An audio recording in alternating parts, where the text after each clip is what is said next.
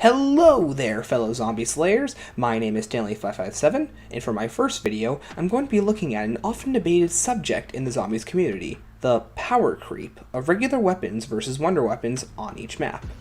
For those who don't know, power creep is defined as the situation where updates to a game introduce more powerful units or abilities, leaving the older ones underpowered.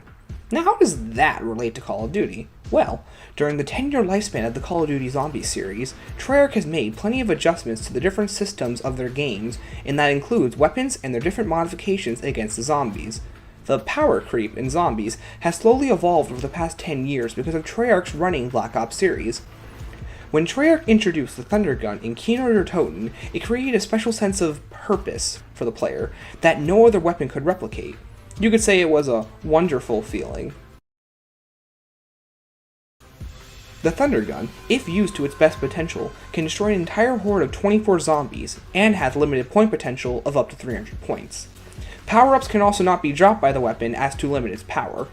What made the weapon special was its unique killing ability compared to every weapon on the map.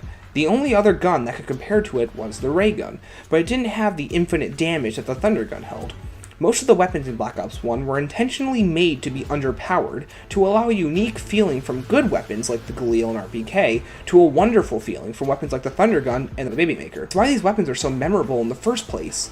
When you look at Black Ops 3, sure, weapons like the Apothecary Servant and the Lightning Bow are memorable, but weapons like the KN-44 and the Weevil don't have that same legacy, because you can just as easily switch them out for similarly powerful weapons, and this leads into the topic of the day. Regular weapons versus wonder weapons. In Black Ops 3, Treyarch made the decision to allow nearly every weapon to be double pack-a-punched. Now this allows nearly any weapon to have wonder weapon abilities.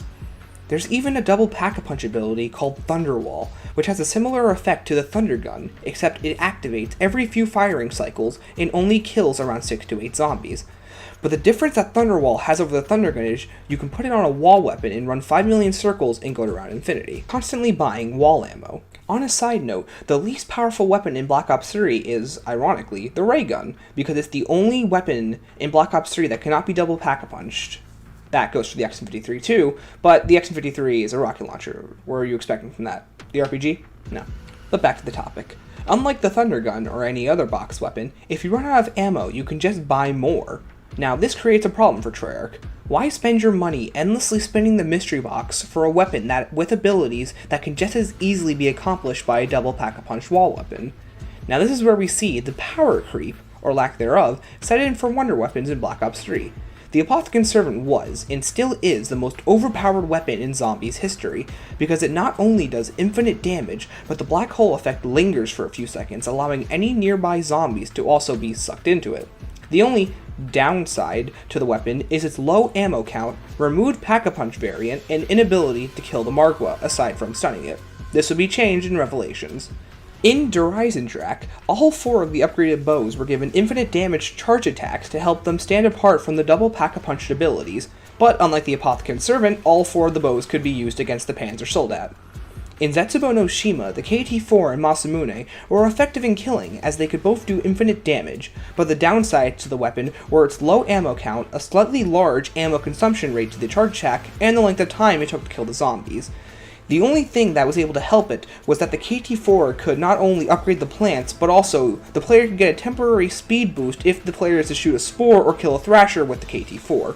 In Garad Krovi, the ray gun Mark III was considered by the standard player an overpowered weapon because of its ability to create the black hole effect the Apothecary Servant could, but Treyarch purposely allowed it to not do infinite damage as to prevent it from becoming too overpowered like the Apothecary Servant.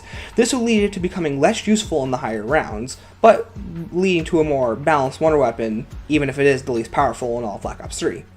And then finally, in Revelations, Treyarch just gave up in attempting to at least balance the wonder weapons and gave the Apothecary Servant back its upgrade variant and reintroduced the Thunder Gun and allowed the beast of a weapon to spawn power-ups. Because that was a good idea, apparently. Now, we have reviewed all of the Black Ops 3 wonder weapons, so when we look back at them all, in retrospect, none of them just feel memorable. At least not in the way the Galil and Thunder Gun are memorable. And this is the problem.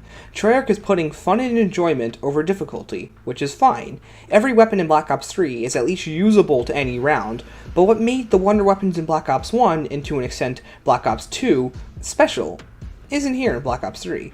This is the side effect to giving every weapon wonder weapon capabilities. But who could blame them? Treyarch has been slowly shifting gears since Black Ops 1, and they have been attempting to cater to both the hardcore and casual audience their game has. The hardcore audience has a difficult and complex Easter egg quest line, while the casual audience can just grab a wall weapon and play to a high enough round with their friends. Nearly every wonder weapon, and to the extent double pack-a-punch abilities, are almost all built in with a clutch ability, or the ability to get the player out of a corner if they play their cards right. For example, with the Apothecary Servant, you just shoot the floor and you're fine. There is almost no repercussion for your actions. Unlike the Thunder Gun in Black Ops 1, which had the possibility to malfunction and fail upon the player's use if trapped in a corner. This was purposely implemented by Treyarch as so that it would require the player to put more thought and strategy into using the weapon instead of just using it whenever they wanted to and getting out of corners. And finally, how would I fix this issue? Well, to put it simply, I would first of all remove the double pack-a-punch abilities, downgrade a few of the box and wall weapons as to balance the pool of weapons that there are in the game, and generally give each wonder weapon a special ability that can't be accomplished by any other weapon on the map. Not like an ability that can only be used on the Easter egg, but an ability that we've never seen before. Like the magic that the Black Hole had from the Apothecary Servant, but giving it to every wonder weapon. Well, that's my video for the day. Thank you everybody for watching, and have a good day, and remember, keep on slaying.